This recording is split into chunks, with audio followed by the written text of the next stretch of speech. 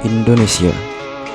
Indonesia adalah negara kepulauan terbesar di dunia yang terdiri dari 16.056 pulau, 7.241 budaya, dan 264 juta lebih manusia dengan keunikannya masing-masing. Namun, apakah kita bangga dengan semua kebudayaan Indonesia ini?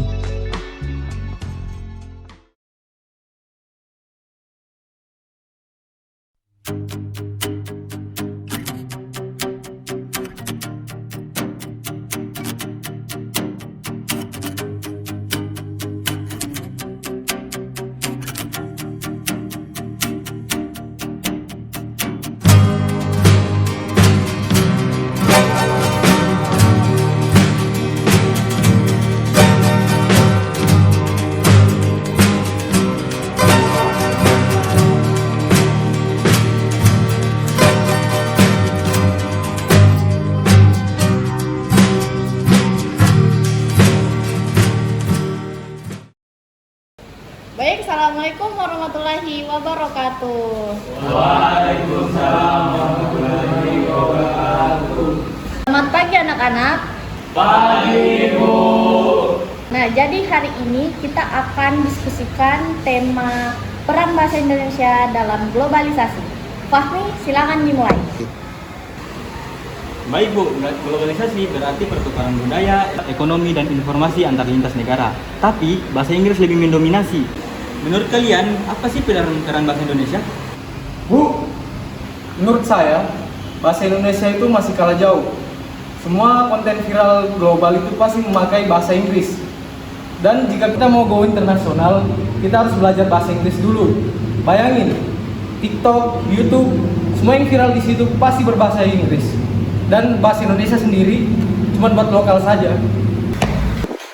Arya, jangan pesimis. Bahasa Indonesia punya peran besar. Lihat saja diplomasi kita di ASEAN atau PBB. Presiden Jokowi sering memakai bahasa Indonesia di forum internasional dan diterjemahkan. Itu bukti kita bisa bersaing. Globalisasi bukan berarti kita hilang identitas. Betul Haikal, media sosial konten K-pop Korea yang global. Tapi kita punya dangdut yang bisa diekspor lewat YouTube. Ada channel seperti Atta Halilintar yang jutaan pengikut internasional. Mereka campur bahasa Indonesia dan bahasa Inggris, tapi akarnya tetap di kita. Cara bahasa kita globalisasi budaya. Saya setuju dengan Nabila. Di sisi ekonomi juga, bahasa Indonesia penting untuk perdagangan. Indonesia merupakan salah satu negara yang mengekspor kopi dan minyak sawit ke seluruh dunia. Dokumen bisnis internasional sering menggunakan bahasa Indonesia sebagai bahasa resmi. Di forum dagang, kita harus mempromosikan produk menggunakan bahasa kita.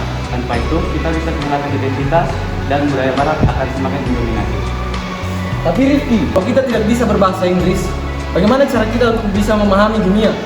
Saya berbicara seperti ini karena saya telah membaca berita dan juga berdasarkan data. Oke, Arya, poin bagus. Tapi jangan lupa globalisasi dua arah. Kita bisa belajar dari luar, tapi dulu kita yang harus belajar tentang dunia. Bu, bagaimana menurut Ibu? Nah, anak-anak, kalian semua benar. Globalisasi bukan ancaman, tapi peluang. Bahasa Indonesia juga bukan cuma alat komunikasi, tapi jembatan budaya seperti sejarah Sumpah Pemuda tahun 1998. Yang dimana akhirnya bisa menyatukan kita lewat satu bahasa. Nah Bu, coba Ibu bayangin bagaimana kalau bahasa kita kuat. Indonesia akan menjadi pusat perdagangan terbesar yang ada di Asia Tenggara, seperti Korea dan Korea drama. Iya, kita bisa punya Indoweb. Jadi bahasa Indonesia sangat berperan aktif dalam globalisasi. Melalui budaya, ekonomi, dan diplomasi, kita harus bangga dan promosikan. Setuju. Mulai dari sekolah, kita bisa membuat konten bilingual. Oke, saya setuju. Ayo kita belajar lebih giat. Bagus sekali. Tugas rumah hari ini kalian buat video pendek tentangnya. Setelah saya tutup, terima kasih anak-anak. Sekian, assalamualaikum warahmatullahi wabarakatuh. Waalaikumsalam.